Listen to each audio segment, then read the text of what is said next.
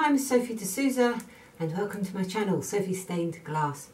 Lots of videos about architectural glass, probably way too many. But today I thought I would do a very brief overview, a kind of how it's made thing for stained glass windows. So there'll be nothing in real detail because you can get that from all the other videos. This will be sort of just whizzing through all the different processes involved so you can see beginning to end everything that goes into making a stained glass window. This is the window you'll see me make, which was actually brought to me in so many pieces. I had to completely rebuild it and recut it entirely. But whether or not it's a rebuild or a new window, the processes are all the same. So I hope you find it interesting.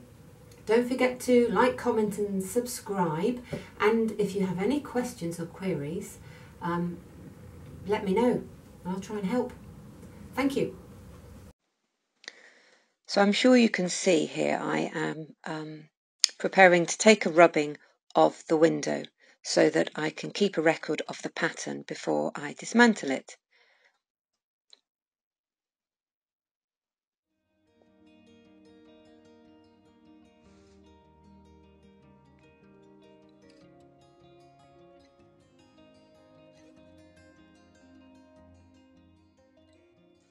And what you get is the outside edge of each piece of lead. So now that's done, I can start taking the window apart. I'm just numbering up any of the pieces that aren't actually broken, which is just a few of them, so that I know where in the pattern they've come from.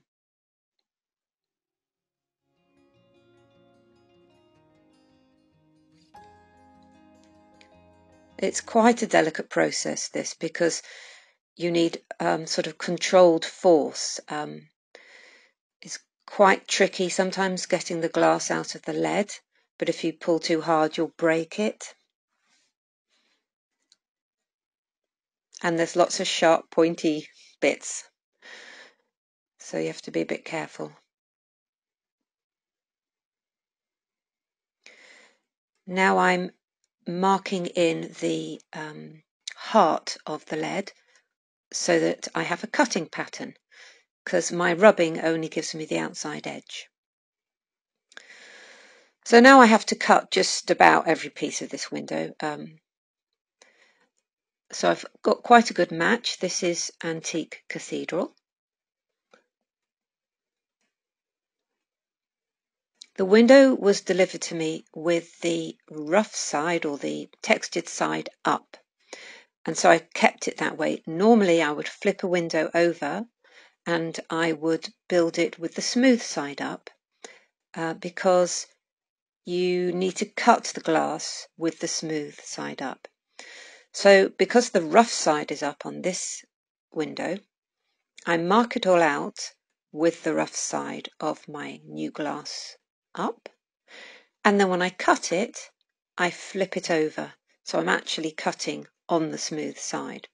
So I always have to keep double checking which side of the glass I've got, because it's really easy to forget and mark up the wrong side of your glass, because inevitably glass with patterns like this, they're never actually symmetrical. Even if they look symmetrical, if you flip it over, it won't fit.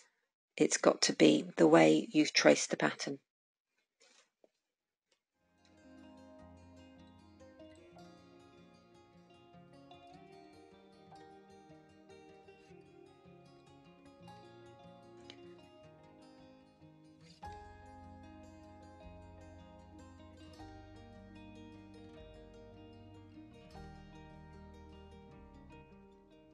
It's worth taking your time with the cutting, because this is the thing that's going to make the difference as to whether your window fits together. You don't want it to grow and you don't want it to shrink. This glass is a bit brittle, doesn't always break very nicely. So I'm just tapping the underside of the score line, and that helps to open up the score and have it break nicely.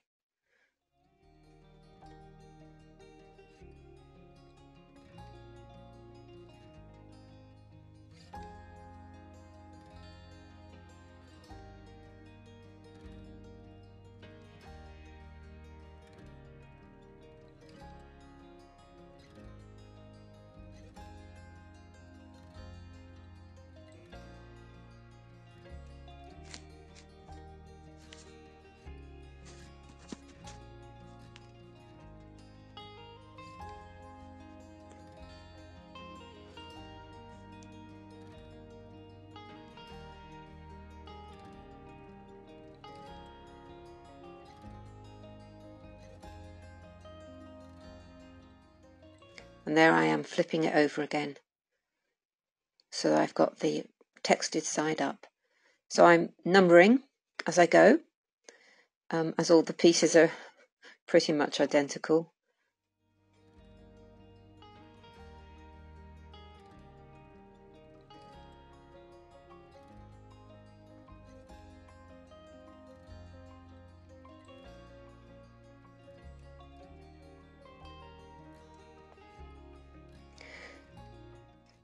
So I carry on cutting until I've got all my pieces. The next stage is leading the glass pieces together. So you can see I've built a jig on my workbench, which is 2 right angles of wood, and I check the angle with a square. I put the pattern in place, and now I am putting all the glass in place just to make sure I haven't forgotten any of the pieces, which is quite easily done. Now I start the leading process. I've got a tool called a fid in my right hand there, a little white plastic tool, which is just immensely useful for many things. This lead is very wide. I think it was 20 mil, which is typical of 1930s windows. They often used a wide, flat lead. When I say flat, that's the surface profile of the lead. Mostly windows are made with a rounded lead. What you find with a wide, flat lead is as you curve the lead, it wrinkles, and it's quite tricky to work with those wrinkles. You've got to keep raising the dipped bits so that you can get the glass inside. And again, that's where a fid is incredibly useful. So I'm curving the lead around the glass and marking it to cut it to size before I put the glass in place. I often find that's easiest with curved pieces, and I also overshoot with the lead as I curve it round. If you just bring the end of the lead to the end of the glass, you'll find you can't get a nice bend because there's no purchase on the end of the lead, and you'll end up squashing the lead if you try and use grozers, which are the little pliers, to pull the lead around. So it's a bit like when plumbers bend a pipe, they overshoot so they get a nice even curve on both sides of the lead. Now this lead won't fit butting up against the other curve without me trimming it, so that's what I just did there. I'm lifting the outside lead so I can fit this lead inside that channel for added strength, pushing it in place. You've got to keep making sure that your lead isn't squashed, because the next piece won't go into it otherwise. So as I was explaining with this flat lead, you will get lots of dips and troughs and curves and bumps. So you've got to keep seeing to those. And then when you're happy with where your pieces are and that they're lining up with your pattern, you start to hold all your pieces in place with horseshoe nails, which have got a nice flat side to them, and you just hammer them in place. So the last thing you do is you put the outside pieces of lead in place, and you see me here using the fid again, this time pushing it into the channel on the outside lead, hammering to make sure all the pieces are pushed firmly up against one another. So that's complete now, the leading, and what I'm doing is with my fid, again, the world's most useful tool, I am pushing down all the curved raised bits of lead. And when that's done, I start to put tallow on all the joints which will be soldered. Tallow is a form of flux, and it stops the metal oxidizing, keeps it nice and clean, so your solder will adhere. So all the joints now get soldered. And this is solder which is a mix 50-50 of lead and tin. The joints are quite big because the lead's big. So you need quite a good soldering iron for this, because otherwise it sucks all the heat out of your iron tip. So when you've done one side, you flip it over very carefully, because it's very vulnerable at this stage, because only one side of the glass is soldered and there's no cement between the lead and the glass. So flipping it can be very difficult. And sometimes you need a board underneath it to flip it if it's a particularly vulnerable design. Now I'm making what we call cement, which isn't cement as you know it. It's the kind of goo that goes between the lead and the glass to make it weatherproof, waterproof. And I make my own, and it's a mixture of plaster of Paris and whiting, which is chalk dust, and black pigment, and white spirit and linseed oil. And I have a video with the recipe if you want it. And I think it's called Making Your Own Cement. So you combine all your ingredients and then you mix for a very long time. And if you've made it too runny, you can add a bit more of the dry ingredients, or vice versa. And you just mix and mix and mix and mix and mix.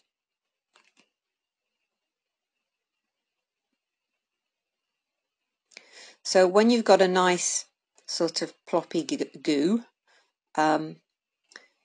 you apply it to your panel and you scrub it in so that it gets in between all the joints and the glass. And this is a very mucky, dirty bit of the job. Needs a bit of elbow grease. You need quite a lot of cement when the lead is this big. If you're working with 6mm lead, of course, there's only a 2mm flange to fill, but with this lead being so big, it will use a lot of cement. Now, this scrubbing process will start to darken the lead because of the pigment in the cement and because you're slightly scarifying the surface of the lead with your scrubbing brush. You want a firmish brush for this. So you do all the joints, and of course you're going to be doing this on both sides of the panel just the same. When that's done, you spread a layer of whiting all over your panel, and this will absorb the excess moisture in the cement, and it will start the process of it setting or going off. So once that's done, you walk away and you leave it for 2 or 3 hours just to set in. And when you're rubbing the whiting over the panel, you'll be able to feel if you've got any spiky lead joints, which you should really file down or solder down. When I say lead joints, I mean the joints where the solder is. So when the whiting has done its job, you come with a stiff brush and you start to scrub it back. And you can see here the whiting has gone dark grey from where it's been absorbing. When that's done, you want to take off all the excess dirty whiting powder from the surface of your glass, and you should be wearing a mask, and I'm wearing goggles as well because my eyes are quite sensitive when you're doing this, because it really does throw so much dust up into the air. Now I'm doing 2 things at once here. I'm polishing with my floor polisher, and at the same time, because my floor polisher is spinning on its own, it's doing all the work for me, I've got a pointy wooden stick and I'm going around all the edges, just cleaning them up because sometimes the cement heaps up in the corners. So I don't want to make any more dust now, so I'm using a hoover to clean the glass before its final polish with my lovely floor polisher. I hope you can see that this has now turned the lead beautifully dark. It's got a lovely bloom to it. And essentially that's it. All the process is complete. So thank you for watching, and I hope you found that useful.